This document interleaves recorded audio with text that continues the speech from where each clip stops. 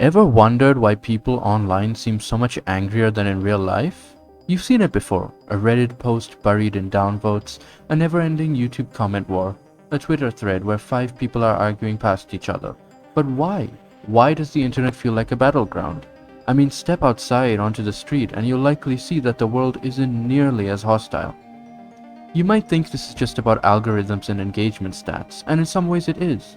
But the real issue runs much deeper, cutting into the very roots of our psychology. The main thing we notice when viewing an argument on the internet as a bystander is that individuals tend to either be highly biased and emotionally driven, or engagement farmers and careless trolls. There doesn't seem to be any middle ground, and any voices of reason are few and far between. It's quite well known by this point that many platforms like Twitter, or more generally social media as a whole, contain a lot of polarizing opinions and divisive content. But why? The reason is quite simple. These platforms are designed to maximize engagement. Social media apps thrive on impressions and interactions because that's what keeps users coming back. X Premium rewards controversial and viral content by increasing monetization payouts based on engagement. YouTube prioritizes creators who bring higher watch time, views, and ad revenue. And apps like Instagram and TikTok incentivize high-performing and attention-grabbing posts to keep users on the app longer. So why is all of this relevant? Well, when you essentially have a ubiquitous system that puts engagement and impressions at the forefront, it's expected that people are going to come out with some quite controversial topics, ones that they may not even be fully invested in. We don't really have a system like this in the real world. Sure, we have the news, but that in itself is an extension of the virtual world nowadays. So there really is no engagement rewarding system even close to the scale of that on the internet. And to make matters worse, even when money isn't directly involved, users still take advantage of the engagement algorithms for reasons such as increasing their exposure, increasing the chance of future opportunities, or even just satisfying their egos. The posts that make you the angriest, the ones that make you feel like the world is falling apart, those are the ones the algorithm wants you to see. So why does it matter? Why can the virtual world not just exist independently from the real one? Why do we have to worry? Well, we don't, but we should at least be mindful. You see, when apps like Twitter specifically are flooded with controversial and polarizing content, they are likely to rise to the top of feeds due to reasons we discussed before. This results in a majority of the app's users seeing this content and being impacted by it. Whether it's a highly emotional reaction or a moment of utter disbelief, these posts leave lasting impressions on a majority of the people that see them. What makes things worse is when these posts are specifically curated to do this very thing, i.e. generate outrage and disgust, prompting users to respond and filling the creators' pockets. Humans are very complicated creatures. We may be constantly evolving and changing, yet we still have a set of ingrained truths and values that we tend to view as objective. When we notice that one of these values has been questioned or contradicted, we usually become defensive and double down in an attempt to reaffirm our beliefs and feel safe again. Understanding this is very important when understanding pretty much anything related to us, but it also applies to the internet. It's quite rare to see someone having an outburst out on the street or even in your favorite cafe, at least when compared to the internet, and ironically that's why these moments tend to go viral and receive a lot of attention, because they are so few and far between. Why are these moments so much more common online? 4 key reasons explain this. Anonymity, confidence, humility, and intention. It should be quite self-explanatory, but a majority of the users on the internet are anonymous and therefore distinguishable from their image in real life. The fact that an individual's image is far less likely to be tainted based on an argument on the internet results in a lot of people feeling far more comfortable with sharing their views and letting others know exactly what they think of them.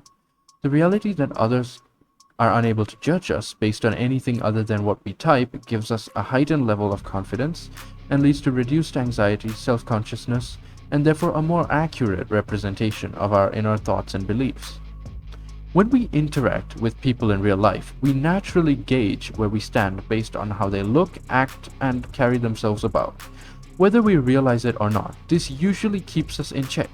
We see others as real, complex individuals, and that makes us a little more grounded. But online, that whole dynamic disappears. There's no direct comparison happening in our minds, no physical markers to remind us that the person on the other side of the screen is just as real as we are. For all we know, we could be arguing with a teenager, a professor, or someone who's not even had an education. And yet, instead of acknowledging that uncertainty, we tend to assume the worst. We imagine that those we disagree with are ignorant, incompetent, or even beneath us.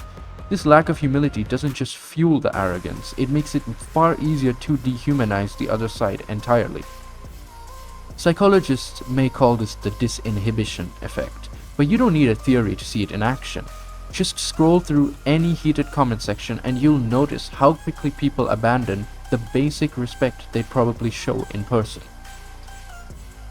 Intention may be the last and least obvious factor, but it is probably the most important one when really trying to understand why people get so angry behind their screens.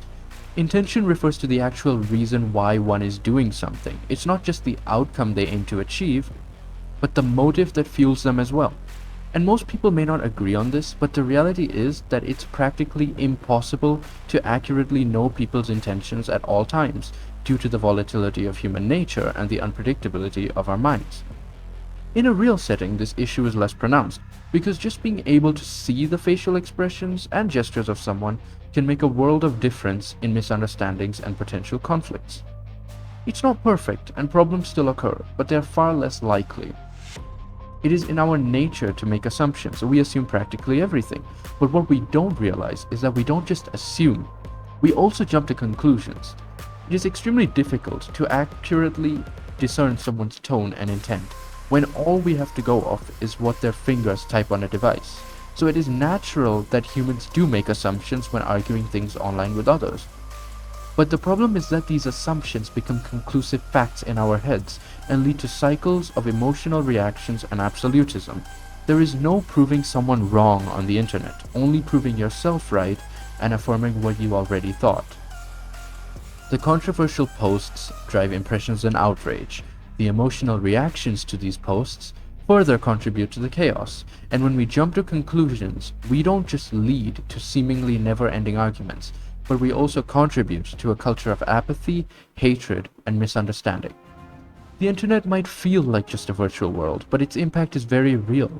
While much of its content exists purely to drive engagement and ad revenue, that doesn't stop it from shaping real-world behavior. Humans are shaped by genetics, upbringing, and their environment, but also by the media we consume. Think about it. Entire generations are growing up immersed in constant cycles of outrage and division. It's impossible for an impressionable mind to not be affected. And the worst part? It's not just shaping how we feel, it's shaping how we think. This system doesn't just expose us to these cycles it pulls us into the very cycles we claim to oppose.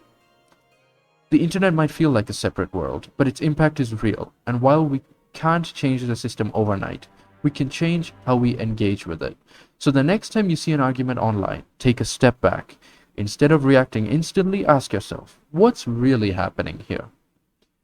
Thanks for watching. The world may have its problems, but understanding is the first step to solving them.